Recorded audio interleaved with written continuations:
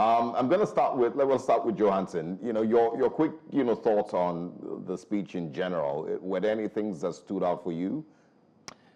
Yes, Osawagi, I think I'm going to pick three things that stood out. The first is that the president has eventually quelled worries by Nigerians, asking when he's going to address the nation. We do recall that before the elections, there were numerous requests for the president to address the nation via a debate or to speak with journalists, which we know he outrightly declined, especially with his camp. But this happens to be the first, and I think he scores some good points for actually coming out to eventually speak to Nigerians. Nobody expected it's going to happen, or it was going to happen, and then all of a sudden, there came the press release, and he spoke to Nigerians. I think that's a positive. That's one. Secondly, we must also give kudos to the fact that the president says that there's no longer borrowing from the CBN by ways of through the ways and means. So he said in the past 3 months, they've been able to finance the budget without going to the ways and means. Although critics have said this is a bit, not too positive, because if you recall, President Muhammadu Buhari's tenure, his entire 8 tenure, he only borrowed 30 trillion naira from ways and means from the CBN. But President Tinubu, in his first quarter of 2024, already borrowed 71 trillion naira, which has indeed risen the debt profile of Nigeria. So it's neither here nor there on that statement. Thirdly, I also think that one of the key things that he said is the fact that they're also looking forward to ensure that the tax reform bills are here to stay. I think those are the three takeouts for me in the entire conversation. All right, thank you for sharing those. Let's now bring in Jide Benson and get your thoughts. Were there any key takeaways? Let's start with the positives that you think the speech may have highlighted for you, or the chat. Well, the first positive is that he spoke to Nigerians, so that's a good one. What's the other second positive now? That at least Nigerians can drive along the Abuja-Kaduna Kafanchan road. That's something that's quite cheering. And then the last thing was that he thanks Nigerians. He didn't take Nigerians for granted. But on a scale of positive to negative, I'm not sure that there were more positives than negatives. Okay. Right. I mean, so what are the negatives that you can point out? And I'm asking once again about the 5 Rolls-Royce analogy. Where he said that he had a friend who used to have 5 Rolls-Royce, but he now drives a Honda. I don't know if I don't know what exactly that analogy means. If it means that poverty has now become, so entrenched across the country that people can no longer, live a very basic life, or that, people are now then cutting down to size and being realistic and not being extravagant with their, with their cost of, with their, style of living. That for me came across as the president boasting that I have made even the rich poor. Because if you're saying that somebody who had about 5 Rolls Royces can no longer afford to drive them comfortably, I mean, that's not something to be proud of. What you should be proud of is that you're saying that you have made an economy such that more people can afford to buy Rolls Royces. The other point about the size of his cabinet, he sort of boasted that everybody in that cabinet was working, and I don't think so. There are ministers who we haven't heard of. I mean, when the small rejig of his cabinet happened some months ago, I think that people expected a few more people to be shown the exit. Yes, there was some rejigging, but a lot more needs to be done. The size of government that he talked about needs to be reduced, and he's the best person who can demonstrate that. You don't need, there are certain ministries that probably are not needed. There are probably some ministries that don't need a minister of state, because each ministry has a permanent secretary. Some ministries have 2 permanent secretaries, and all of them have directors and assistant directors. So whatever it is that the president needs to achieve in any sector of the economy, it doesn't have to be achieved by having an over-bloated cabinet. So that for me was a concern. On the issue of him scoring himself when Maokwe asked, well, it was a two-way thing. I think that he should have allowed Nigerians to assess him again.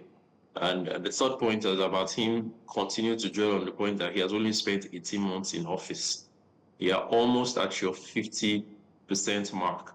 So that appears to be continuing to asking for patience on behalf of Nigerians. And Nigerians and human beings altogether are almost perpetually impatient. You said you're going to hit the ground running. When you hit the ground running, It was more about negatives and negatives. And I also do not agree that the two things that have brought us to where we are today, the issue of petrol subsidy and floating of the exchange rate, should have happened at about the same time. Okay. I also just want to quickly follow up, with that. There were criticism that we saw online about the fact that when he had asked the journalist that name one minister that isn't working. So you've talked about certain ministries, that maybe need to be revisited. So from your perspective, are there ministers that you think that shouldn't be on the cabinet if they're going to do a review? Minister of Marine and Blue Ocean Economy, or I can't remember how it's called now, but I'm not sure that anything for the potentials that Nigeria has because of its waterways, the potentials that the amount of revenue that we can generate, I don't think we have a person who is active enough to be able to optimize, not to talk about maximizing the potentials of that sector. I'm not sure that I've heard much about in the Ministry of Environment. I don't know what they happen to be doing there. So there's still a need for the special advisor to the president on policy coordination to assess what the ministers are doing. Yeah. All right, Joe Hanson, I mean, I think you should also chip in here on some of the other critical things that he spoke about. I mean, aside rating himself, by himself, he also spoke about reducing his, no need to reduce his cabinet. From what you've seen from Nigerians commenting on this media chat, do a lot of people agree with that? The idea of keeping the cabinet the way it is because everybody is relevant in some way or the other? Absolutely. Well, if you check what Nigerians are saying, it obviously shows that Nigerians are not in any way accepting that statement made by the president, where he said that he would not in any way touch his cabinet because he feels that all of them are working. Now, granted, while that statement was being made, I quickly rushed to the social media space, and I did see some Nigerians retweet in time what the president is saying. Now, a lot of people disagreed with that because they felt that it's still a case of telling Nigerians, which we all know, tighten your belts, but I wouldn't do the same. Now, that's one. Another key indicator for me in the entire conversation, which may have proven to be not too positive, is the fact of the FDIs. When he was asked about the foreign direct investment, the president had said that in order for him to attract more investors, it is the reason why he is traveling. That's one. Two, he said he's selling Nigeria so that people can come in and invest in Nigeria. And one way he said he was going to do this is that he's going to offer tax incentives, pay incentives. This means that companies who come in would, of course, have a good environment to do business. But the key question many were asking still is, if you were selling Nigeria, what happened to the companies that have left Nigeria? Why couldn't we at first hold on to these companies or grant them the same tax incentive so that they would not leave? So it's a case of saying, I'm going to do A, but then again, somehow, some way, B is happening in your own country. That's one. There's also the situation that also had to do with the fact of importing or having 2,000 tractors coming into the country to improve mechanized farming, because he said in his statement that the old way of farming shouldn't be looked at anymore. He's going to ensure that it's gone. Mechanized farming is a new thing to put in place. But there's also a question, if you recall, as journalists, the president, before he got into office, had mentioned that he's going to provide hectares of land and food to be provided and produced so that Nigerians would not lack any. But this is not the situation of things as we speak. So many are saying he should have actually touched on the current issues in line with the solutions rather than just speak rather on the surface.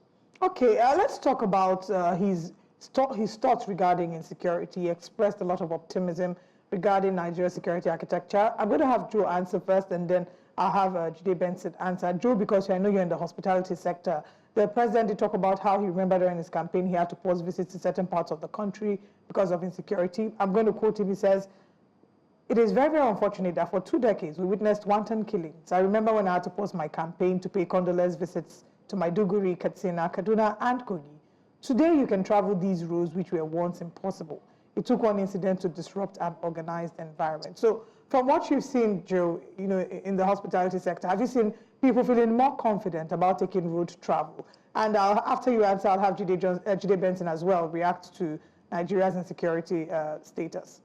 To be honest, Olive, we must admit that there has been a sign or a level of improvement, especially in road transportation. And why we say this is because we still see a lot of persons travel via the road. Reports has it that there's a form of sane or sanity on these roads.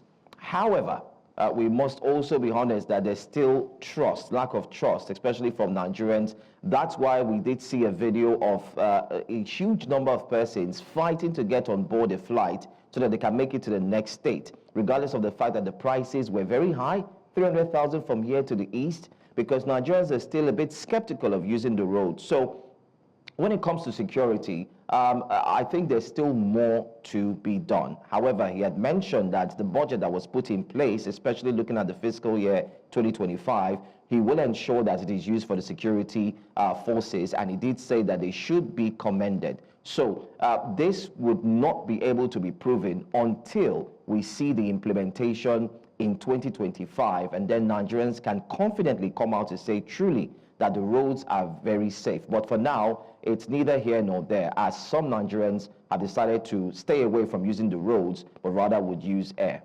Yeah, all right. I think I wanted to debate quickly, please. Nigeria's insecurity status. Yeah, well, I mean, there's been marked improvements in the security sector, at least from our recent past, where we had somebody who was completely aloof, in my estimation. But what the president failed to do was to place culpability where it was. So he tactically extended the period of insecurity, saying Nigeria has been insecure for a period of about 20 years. I think that the worst time that we had was in the last before him, maybe the 8 or 9 years before him. So trying to exonerate President Buhari for the state of the economy was something he did quite tactically. But to bring it to today, there's been marked improvement. At least I follow a bit of what the armed forces are doing. And one should ensure that the Lakurawa people don't have a breathing space at all. Yeah. All right. I mean, he also, I mean, in his responses rather, said that we're currently doing things different. At least that's the idea that he tried to sell. I have argued completely, against that, and I've said that it doesn't seem like anything different is being done. What we really have is a different set of people handling, those positions and doing things the same way. And if we hope to see an improved Nigeria, a better Nigeria, a different way of doing things, then, there has to be a completely different approach. Jide Benson, do you think that we are doing things different today as a country? It depends on what side of the stage, and let me use the word stage, where you're standing from. And I would say yes, yes, and yes, things are being done different. And I'll explain why I say yes 3 times. Yes, because one, the National Assembly is doing things differently. They're passing, in short, there's no longer, they don't spend so much time in debates and so on. We did see an example of when the swearing of the ministers and appointees and so on, it didn't take long. They were just being reviewed immediately and so on. We're also seeing a change in the National Assembly that has gotten a lot of Nigerians talking that how is it that, we remember the emails will be sent to the inboxes, the conversations of anywhere you see food you must eat. I'm talking about the Senate President, the force in which the senators are put in to ensure that some of the requests are being made and passed ASAP. We've seen these things take place. So it's quite different from the other one that we saw, the 9th Assembly. We've also seen things done differently in the sense that there is a tax reform bill. This is quite different because we've seen some forces fighting against it, ensuring that it does not happen. But like we heard from the president, he said it will happen. And we've seen this tax reform bills, what it would do to Nigerians, what it would do to Nigeria. Hopefully, I dare say that it could be the president's biggest success if it is implemented accordingly. So for me, these 2 things are different, in addition to other things that we've seen, quite different from the past 8 years that we didn't see a lot of implementations, apart from that which had to do with the electoral reform, which was very good, and extra things that were equally as done as well. Yeah. Jide Benson, same question to you. Are we doing things different in Nigeria today? Osarage, like I said, it depends on where you're starting from. I want Jide Benson to answer this one. Yeah, to the extent that the amount of money that we're using to service our debts has reduced, that's something quite different. The president referenced Kaduna State having one of the largest deposits of lithium. One would have expected that in one of his many globetrotting moves to woo investors, he would have given conditions that, look, for us to buy vehicles from vehicle manufacturers, would only be patronizing you if those cars are assembled in Nigeria. So that's something that can also be done differently. The president cite the issue of tax. I think that there should be more what do you call it? All of these town hall meetings that are happening now, those are things that should have happened before that thing was sent to the National Assembly. So on the issue of communication and engagement, I don't think that we're doing things differently. All of what is happening now is because of the opposition that the tax reform bills have met. The attempt to increase VAT to 10% is something that has also stirred a lot of controversy. So if there had been a lot of engagement before now, the raw costs that we're currently having over some of these reform policies would not have been in place. So there's still a lot of things that can there's still a lot of things that can be done to demonstrate that we're doing things quite differently. Jide Benson, another question would be: are there key areas that you hoped would have been addressed in this media chat that were not addressed? Well, to the extent that the journalists often have to walk on eggshells. I'm not sure that there was anything. I'm not sure that there was anything that they didn't address. But I don't think that there was any talk on foreign policy. The issue of maybe ECOWAS and the Sahel states. There's going to be a new president in the U.S. in a few weeks. Nigeria-U.S. relations is something that maybe should have come up. There's still under foreign policy the back and forth between the leader of the Conservative Party and Nigerian people altogether because of our Nigerian ancestry. So if there had been talks about foreign policy, I suspect that Nigeria-British, Nigeria-American relationships will have come to the fore. And the president leading ECOWAS, I think that that's also something that will have come to the fore. So yeah, foreign policy and foreign relations was something that they didn't talk about, and I think that should have been part of it. Yeah. All right.